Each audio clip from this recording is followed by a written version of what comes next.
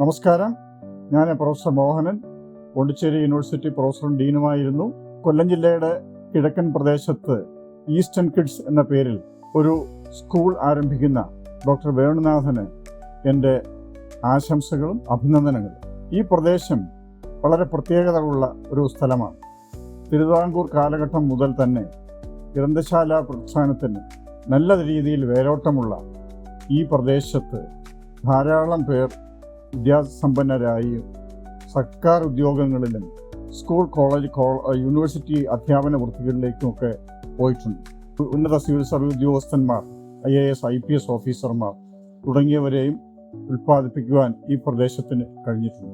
ശാസ്ത്ര സാങ്കേതിക രംഗത്ത് വന്നിട്ടുള്ള അതിവിപുലമായ വളർച്ചയും വികാസവും തൊഴിൽ മേഖലയുടെ സാധ്യതകൾ വർദ്ധിപ്പിച്ചിരിക്കുന്നു. പുതിയ തൊഴിൽ മേഖലകൾ ഉണ്ടായി വന്നിരിക്കുന്നു.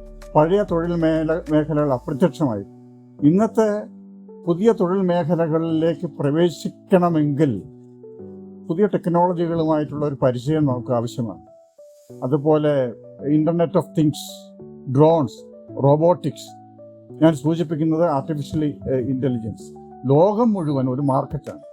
ആ മാർക്കറ്റിലെ അവസരങ്ങൾ പ്രയോജനപ്പെടുത്തണമെങ്കിൽ ആഗോള നിലവാരത്തിലുള്ള വിദ്യാഭ്യാസ സ്ഥാപനങ്ങളിൽ പഠിക്കേണ്ടിയിരിക്കും. ചെറുപ്രായത്തിൽ തന്നെ കുട്ടികളെ പുതിയ സാങ്കേതിക വിദ്യയുമായി പരിശീലിപ്പിച്ച് ആഗോളതലത്തിലുള്ള മത്സരങ്ങളിൽ ഏർപ്പെടുവാനും അതിൽ നിന്ന് അവസരങ്ങൾ കണ്ടെത്തുവാനുമുള്ള കഴിവ് ഈസ്റ്റേൺ കിഡ്സ് എന്ന് പറയുന്ന സ്ഥാപനത്തിൻ്റെ ഉദ്ദേശം തന്നെ അതാണ്.